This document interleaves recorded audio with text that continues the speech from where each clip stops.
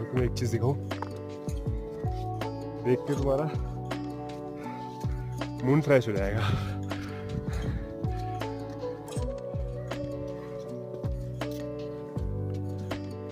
View check करना भाई,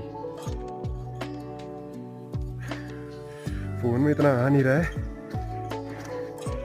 लेकिन जो आंखों से देखने और फोन से देखने में फर्क है ना, वो बहुत ज़्यादा है।